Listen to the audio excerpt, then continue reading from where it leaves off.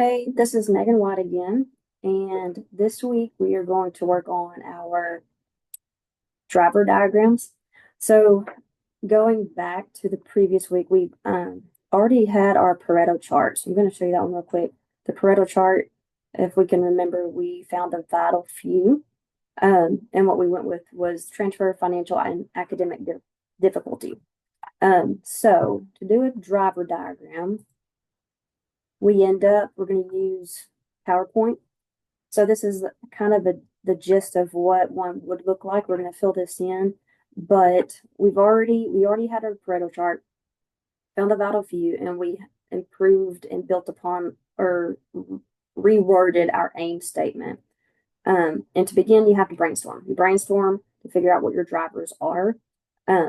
So number one, find our problem, and we want to fix it for what we're trying to do, and we have our aim statement. The second thing that we're going to look at is our team. So I guess I should put this in here first.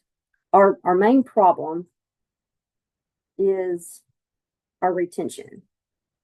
So I'm going to put right here, student retention issues due to various reasons. That's the issue that we have going on. We can give our SMART aim statement. We're going to put that right here. TAMUT will reduce dropout and withdrawal rates by 50% by the end of fall 26. And we have devised a team. We can always add more team members, but theoretically, that's going to be big. Our team members are going to look about like this: our financial aid director, business office director, their staff, advisors, success coordinator, a new position retention specialist, and then we want students as well. We want student points of view. But we are going to look at our primary drivers. Those are the first drivers we're going to figure out. Primary drivers, they are factors that contribute to the achievement of your end goal. So according to our vital few, we are going to do our first primary driver, strengthen academic pathways and programs. Our second one is going to be strengthen hold on. Wrong thing. Our financial literacy improvement and our aid reform. There we go. And then our third primary driver is going to be joint academic support and early intervention. So once you've determined your primary drivers, you're going to look at your secondary drivers. The secondary drivers are more specific that will influence your primary drivers. So when we're looking at the strengthen academic pathways and programs, secondary driver is going to be clear degree outlines with career outlines as well. So students know exactly what they can look for after graduation for a degree. Another one is going to be proactive advising. We want our advisors to really be proactive with helping students rather than just throwing them in a class because it's on the degree plan. And when we're looking at the financial literacy and aid reform, our secondary driver is going to be personal financial aid advising and literacy. We have to expand upon how we're showing and teaching these students how to use aid. They have to have financial literacy so they know what comes and goes with the acceptance of aid. Also, emergency aid options and flexible payment plans. We want students to be able to have options of not just paying everything full up front. And for our third primary driver, we're going to look at early alert processes by faculty. For at-risk students, we want our faculty to be part of this process because they're the ones that see who's struggling, who's doing good, or who needs some intervention. And the last secondary driver for that one is going to be tutoring and skill centers within required courses. So our main courses that students have to take, we want them to have access to assistance when they need it, when they're struggling. So after you determine secondary drivers, we're going to look at our change ideas, and these are interventions that we use and test that go towards our drivers to achieve that end goal as well. And we're going to go back up to our first primary driver and its secondary drivers. And we're going to use a change idea to create clear plans by semester with course and credit load options. Students, we need to be able to provide how many hours a student's going to be taking, some options to either go up or go down in those school hours. We also want to do